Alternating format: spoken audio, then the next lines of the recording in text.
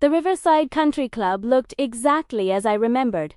It manicured lawns stretching toward the water, white columns framing the entrance, chandeliers visible through the floor-to-ceiling windows of the ballroom. I'd purchased the property 3 years ago through my LLC, part of a portfolio that included 2 other event venues and a boutique hotel downtown. The previous owners had no idea who I was. Neither did my family. I pulled into the parking lot in my Honda Civic 7 years old, perfectly maintained, paid off. I could afford something flashier, but I'd learned that wealth whispered while insecurity shone. My sister Jessica had apparently never learned that lesson. Her wedding invitation had arrived 6 weeks ago, addressed to Sarah Mitchell and guest. No phone call, no personal note. Just a formal invitation with a dress code listed as black tie preferred and a registry link to items that started at $400 for bath towels. I almost hadn't come, but then I'd thought about the venue she'd chosen. My venue and curiosity got the better of me. I wanted to see what $50,000 bought you when you were spending daddy's money and trying to prove you'd made it. I walked through the entrance in a simple black dress from Nordstrom Rackety, $9 on clearance. My shoes were comfortable flats. My jewelry was minimal. I looked exactly like what my family expected.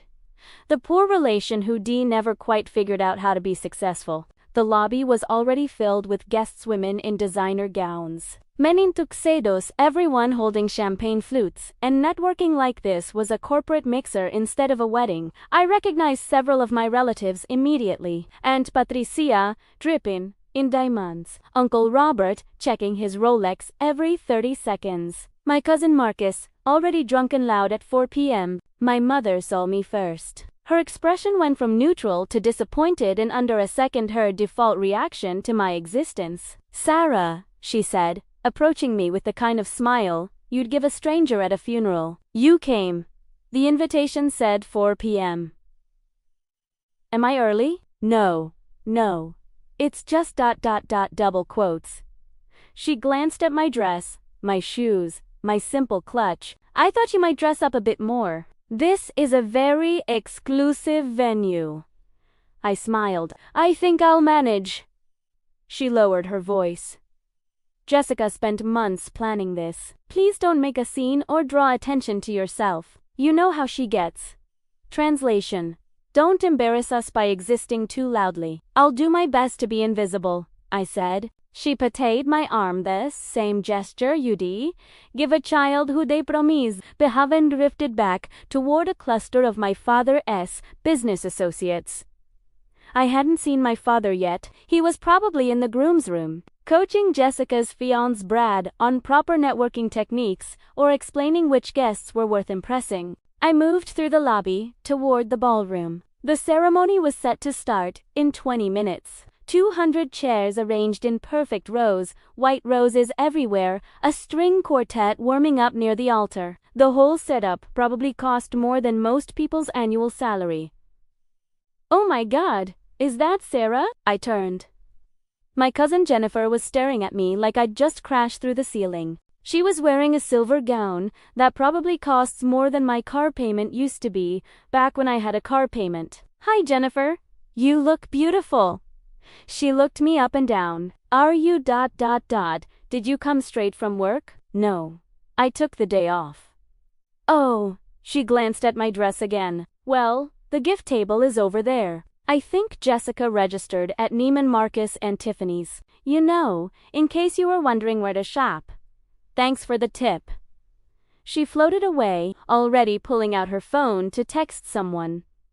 Probably Jessica. Probably something about poor Sarah showed up looking like she works at Target.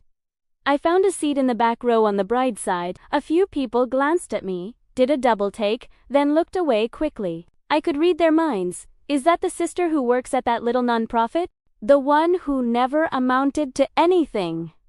What's she doing here? The ceremony started right on time. Jessica appeared at the back of the ballroom in a dress that probably cost $8,000. Her hair and makeup flawless, her smile bright and practiced. She looked happy. She looked perfect. She looked exactly like someone who'd spent her entire life being told she was special and had never once questioned whether it was true. The ceremony was short, 12 minutes. I timed it. The officiant said something about love and commitment and partnership, but Jessica and Brad barely looked at each other. They were too busy checking if people were watching them. Then came the reception. The ballroom had been transformed. Crystal chandeliers floor to ceiling, white draping, tables set with china that probably costs $200 per plate setting. A live band, not a DJ, actual 12-piece band was setting up on a stage. The bar was open. Top-shelf liquor only. This wasn't a wedding. This was a performance. I found my seat at table 18. The farthest table from the head table. The table closest to the kitchen doors. The table where they'd seated me. To elderly great-aunts who didn't speak English very well. And for people I didn't recognize who'd apparently also committed the crime of being insufficiently important. Jessica's voice came over the microphone. "Hello everyone, Brad and I are so thrilled you're here to celebrate with us." 200 people applauded. "We've planned an amazing evening dinner, dancing, and some special surprises. But first, I just want to say thank you to my parents for making this incredible day possible. Dad, Mom, you're the best. More aplas." My father stood and waved, beaming. My mother dabbed at her eyes with a handkerchief, playing the proud mother role perfectly. Jessica continued, "And thank you all for being here." "Well, most of you," she laughed. A few people in the crowd looked confused. "I mean, we did have to invite the whole family, even the ones who can barely afford the gas to get here." My stomach tightened. Several people turned to look around, trying to figure out who she was talking about. "But, seriously," Jessica said, her smile widening, "we're so grateful for everyone who made the effort to dress appropriately and celebrate with us at this gorgeous venue. The Riverside Country Club is absolutely stunning, and it definitely wasn't cheap." She laughed again. "So if you're here, you made the cut, you're part of the elite crowd." I took a sip of water. My hands were steady. Dinner was served filet mignon and lobster tail, because of course it was. The food was actually excellent. Primera Welton no, I'd hired the catering company myself 2 years ago when I'd renovated the club's kitchen. They were worth every penny. I was halfway through my meal when Jessica appeared at my table. She was holding a champagne flute and swaying slightly. She'd clearly started celebrating early.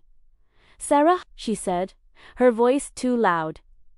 "You actually came. I honestly didn't think you would. Congratulations, Jessica. Beautiful ceremony." "Thanks. Did you see the flowers? Each centerpiece cost $400. Can you imagine? $404 flowers." She gestured around the room. "This whole place costs $15,000 just to rent for the day." The table went silent. One of the great-aunts looked down at her plates. The strangers suddenly became very interested in their food. "It's a beautiful venue," I said quietly. "Right? I mean, I knew I wanted somewhere exclusive. Somewhere that screams we made it, you know, not like your little ... She waved her hand dismissively. "What was it you did for work again?" "Something with nonprofits. I do some consulting work." Rights, consulting." She said it like it was a euphemism for unemployment. "Well, I'm sure you do your best. Not everyone can be successful. Someone has to be average, right?" She laughed at her own joke. A few people at nearby tables were watching now. "Anyway," Jessica continued, "I just wanted to make sure you knew how much this all cost. I mean, the gift registry is still open if you want to contribute something. Even something small would be nice. Like maybe one of the $50 picture frames. I know that's probably more your budget range." I set down my fork. "Jessica, I'm very happy for you. I hope you and Brad have a wonderful marriage." "Oh, we will. Brad's got a great job lined up, $180,000 a year starting salary." I lived in a house like that. A house I'd purchased outright, no mortgage, 2 years ago. "Sounds lovely," I said. She leaned down, and her voice dropped to a stage whisper that half the room could hear. "I'm just glad you didn't bring a date." Can you imagine? Who would you even bring? It's not like you're dating anyone successful. You'd probably show up with some guy who works at Best Buy or something. That's when Aunt Patricia joined in. She'd apparently been listening from the next table over. Jessica, sweaty. Don't be cruel. Sarah's doing the best she can with what she has. Not everyone has your advantages. That's true, Uncle Robert added, standing with his drink. Sarah, your sister worked very hard to get where she is. She graduated from a good school, married well, has a bright future. You should be proud of her instead of showing up looking like ... He gestured at my outfit. Well, you know. More family members were gathering now, drawn by the commotion like sharks to blood. My cousin Marcus laughed, loud and drunk. Dude, seriously? Sarah, did you get lost on the way to a PTA meeting? This is black tie, not JCPenney clearance rack. People were staring now, not just family, other guests too. 200 people watching the poor relation get put in her place at a fancy country club wedding. Jessica was grinning. This was exactly what she wanted. This was the whole point of inviting me, so she could have an audience when she reminded everyone that she'd and I'd lost in the game of life. Honestly, Sarah, my mother said, appearing beside Jessica, this is embarrassing. This is a very exclusive venue. These people, she gestured at the crowd, are successful, accomplished people. You showing up dressed like you're going to Target just makes the whole family look bad. I stood up. My napkin fell to the floor. I bent down, picked it up, folded it carefully, and set it on the table. You're absolutely right, I said. This is a very exclusive venue. Finally, Jessica said, some self-awareness. I mean, it's so exclusive that membership is nearly impossible to get. The initiation fee alone is $75,000, right? Plus, the annual dues. It's really only for people who can afford the best. Jessica beamed. Exactly. That's why I wanted to get married here. It makes a statement. It definitely does, I agreed. I looked around the ballroom at the crystal chandeliers I'd had installed, at the mahogany floors I'd had refinish, at the silk draping I'd personally approved. The previous owners almost went bankrupt, you know. They couldn't keep up with maintenance costs. The whole place was falling apart. Well, the new owners clearly fixed it up, Aunt Patricia said. It's absolutely gorgeous now. They did, I said. Complete renovation. New kitchen, new ballroom floors, updated all the electrical and plumbing. Cost about $1.2 million total. Jessica was looking at me strangely now. How do you know all this? I smiled. I should probably know these things. I own the place. The silence was immediate and total. Even the band seemed to stop playing, though that might have just been in my head. What? Jessica's champagne flute wavered in her hand. The Riverside Country Club. I said clearly. I've owned it for 3 years. Purchased it through my LLC Micho Hospitality Group in May 2021. Paid $2.3 million. It was a good investment. The property's worth about $4.1 million now. My father had appeared from somewhere. That's not funny, Sarah. It's not a joke, Dad. I own this venue. I own 2 other event spaces in the city and a boutique hotel downtown. Total portfolio value is around $12 million, give or take. Jessica's face had gone from flushed to pale. You're lying. I'm really not. I pulled out my phone, opened my email, and showed her the screen. See. This is the booking confirmation for your wedding, sent to my business manager, Elena Rodriguez. She handles all the bookings. I usually stay pretty hands-off, but I did check in about this particular event. You know, since it's family, I scrolled to another email. Here's the contract, signed by Dad's assistant on his behalf. $15,000 venue rental, $22,000 catering, $4,500 for bar service, $3,200 for the band stage setup and sound system. Uncle Robert grabbed my phone. He stared at the screen, his face changing colors like a mood ring. This is ... He looked up at me. How did you ... I started a small event planning business 8 years ago, I said. Did mostly corporate events, weddings, parties, built up a good reputation. got a business loan, bought my first property 5 years ago, a small event space in the Pearl District, renovated it, built the business, used the equity to buy the next property. Then, the next one. Then, this one. I took my phone back from Uncle Robert, the little nonprofit consulting work I do. That's volunteer work. I sit on 3 nonprofit boards because I believe in giving back, but my actual job is running a multi-million-dollar hospitality company. My mother's hand went to her throat. Why didn't you tell us? You never asked. You assumed I was struggling because I do drive a BMW or wear designer clothes or brag about my salary at family dinners. You assumed I was a failure, so I let you assume it. Jessica's hands were shaking now. But ... You can't ... This is my wedding. You can't just ... Can't what?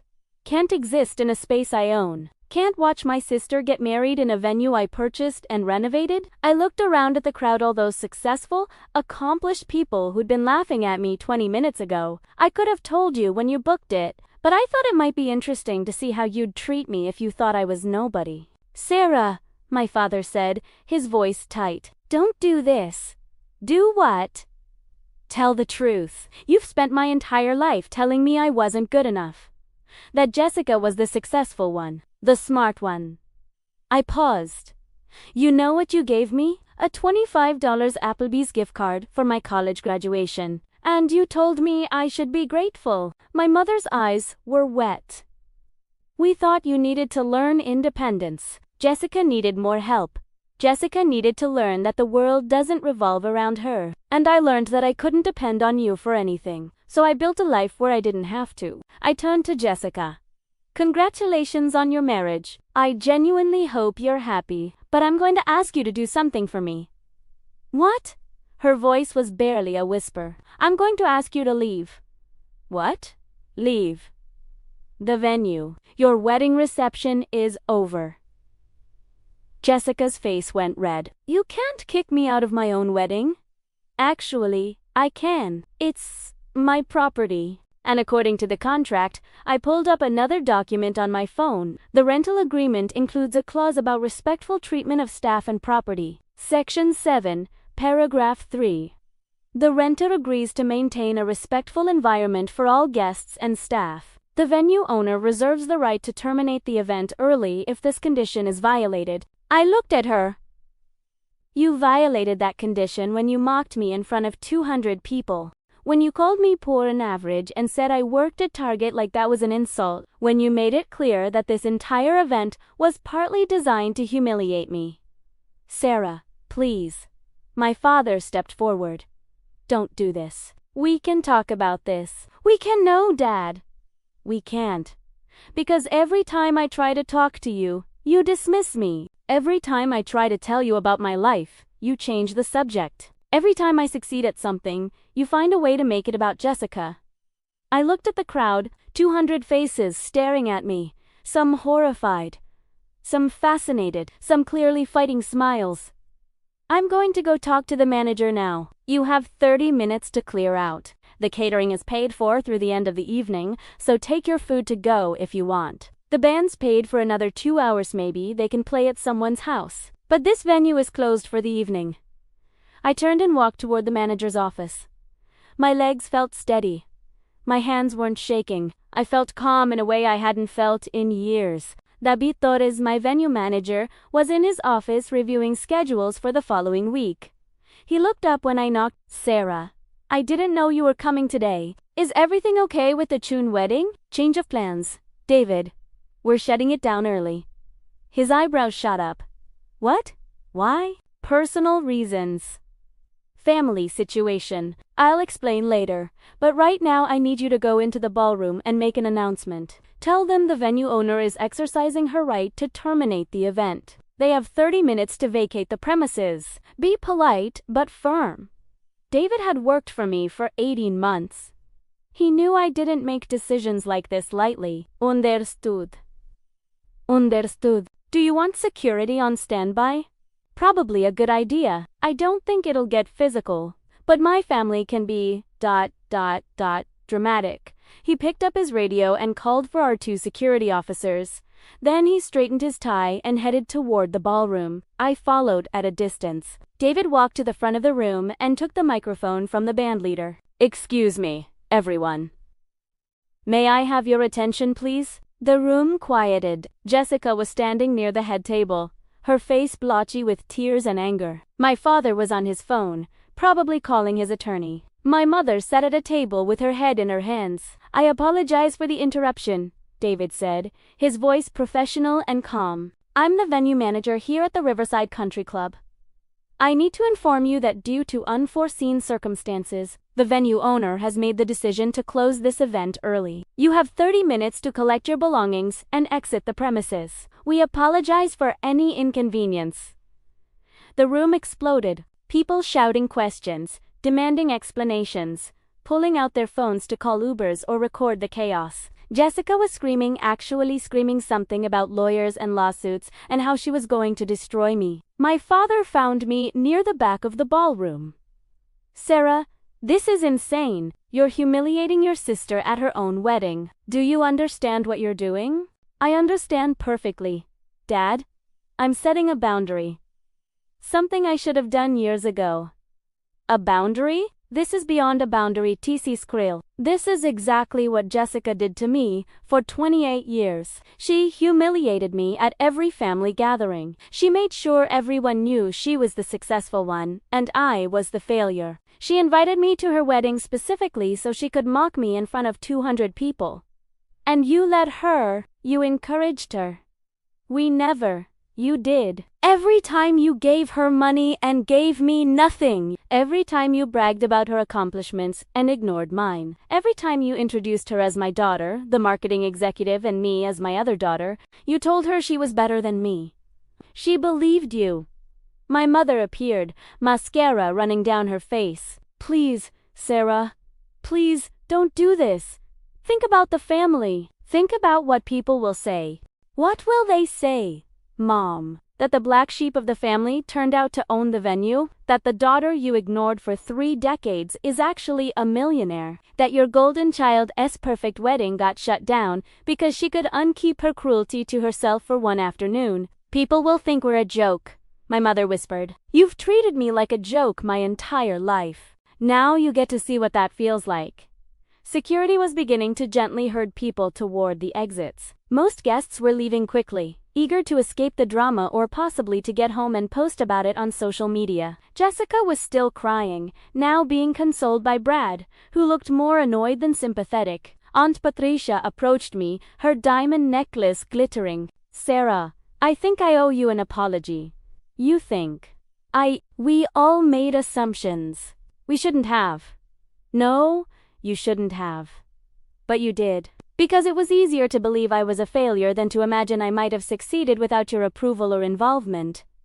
She nodded slowly. "What you've built is impressive. I'm genuinely proud of you." "Are you proud of me? Or are you proud of my bank account?" "Se flinche. That's not fair. Neither was telling me 20 minutes ago that I should be grateful for Jessica's advantages and stop being jealous. Neither was implying that I wasn't good enough to be here." She opened her mouth, closed it, then walked away. The ballroom emptied faster than I'd expected. Within 20 minutes, most guests were gone. Only family remained: my parents, Jessica and Brad, a few aunts and uncles, a handful of cousins. They clustered near the exit like they were waiting for me to change my mind. I walked over to them. "You should go. The venue is closed." "Sarah," Jessica said, her voice hoarse from crying, "I'm sorry, okay? I'm sorry for what I said. I was trying to be funny. I didn't mean." "Yes, you did. You meant every word. The only thing you're sorry about is that it backfired." "That's not true. Jessica, you told me I probably make less than $50,000 a year. You said I couldn't imagine living in an $800,000 house. You asked if I shopped at Target like that was the worst insult you could think of. You did all of that in front of 200 people specifically to humiliate me."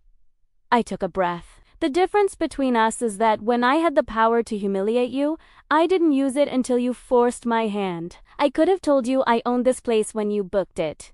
I could have charged you triple. I could have refused to rent to you at all. But I didn't, because I wanted to see if you'd treat me with basic human decency. You couldn't even manage that. Brad spoke up for the first time. Look, Sarah, maybe we all got off on the wrong foot. We didn't get off on the wrong foot. You didn't even know I existed until 30 minutes ago. Jessica's told you I'm a failure, right? That I'm the sister who never amounted to anything. His silence was answer enough. That's what I thought. Well, now you know the truth. Your wife's family spent 3 decades treating her sister like garbage because they assumed she was poor. Turns out, she was just quiet. My father tried one more time. Sarah, if this is about money, we can. It's not about money, Dad. It's about respect. It's about the fact that you never once asked me how I was doing. You never asked about my business. You never asked about my life. You just assumed I was struggling and decided that made me less valuable. We wanted you to stand on your own 2 feet. He said, weakly. I did stand on my own 2 feet. I built a company from scratch. I own property worth $12 million. I employ 43 people. I donate to charities and sit on non-profit boards and actually try to make the world better. And I did it all without your help, without your approval, and without your permission. I looked at all of them, my parents, my sister, the extended family who spent the evening judging my dress and my shoes and my perceived net worth. Here's what's going to happen now. You're going to leave? You're going to go home and think about what happened here today. And if you ever decide you want an actual relationship with me, one based on respect, instead of assumptions, you can reach out. But I'm not going to chase your approval anymore. I'm not going to show up to family events just to be your punching bag. Don. My mother was crying now. Really crying. Sarah, please. You're our daughter. We love you. If you loved me, you would have shown it. Love isn't a word you say when it's convenient. It's something you do consistently, even when it costs you something. You loved Jessica enough to give her everything. You didn't love me enough to give me basic kindness. I turned and walked back toward David's office. Behind me, I could hear movement, people gathering their things, heading for the doors, whispering urgently to each other. I didn't look back. David knocked on the office door about 45 minutes later. They're gone. All of them. Building is clear. Thank you, David. And I'm sorry for the chaos. Don't apologize. That was ... double quotes. He paused. That was the most epic thing I've ever seen in 20 years of event management. I laughed, the first real laugh I'd had in hours. It was pretty epic, wasn't it? Your family is going to hate you forever. They already did. Now, at least it's out in the open. He left me alone in the office. I sat there for a while, listening to the silence of the empty building. My phone buzzed, constantly texts from family members, missed calls from my parents, a long voicemail from Jessica that I deleted without listening to, then a text from a number I didn't recognize. Hi Sarah, this is Brad's cousin Kelly. I was at the wedding. Just wanted to say what you did was amazing. Your sister treated you horribly and you handled it with more grace than most people would. If you ever want to grab coffee, I'd love to hear about your business. Also, I'm an attorney. If your family tries to sue you, call me. First consultation is free for badass venue owners. I smiled and saved her number. Around 8 p.m. I locked up the building and drove home to my $1.1 million house with the bay windows and the garden and the kitchen ID, renovated myself. I poured a glass of wine, sat on my back porch, and watched the sunset. My phone rang. I didn't recognize the number, but I answered anyway. Is this Sarah Mitchell? A woman's voice, professional. Yes. This is Amanda Chun, from Business Insider. I'm a reporter covering the hospitality industry. I heard about what happened at the Riverside Country Club today. Several guests posted about it on social media. I'd love to interview you about your business and how you built it. Would you be interested? I thought about it. Part of me wanted to stay quiet, to let the drama fade away. But another part of me, the part that had spent 28 years being invisible, wanted people to know the truth. I'd be interested, I said. Let's set up a time. The article ran, 2 weeks later. How one woman built a $12 million hospitality empire while her family thought she was poor. It got picked up by several other outlets. My company's website traffic increased 400%. I got inquiries from investors, from other business owners, from people who wanted advice on building their own companies. I also got a letter from my mother. Handwritten, 6 pages long. She apologized. She explained. She cried on paper about how they failed me and she was sorry and could we please try to rebuild our relationship. I read it 3 times. Then I put it in a drawer. Maybe someday I'd be ready to forgive them. Maybe someday I'd be ready to let them back into my life. But not today. Not this month.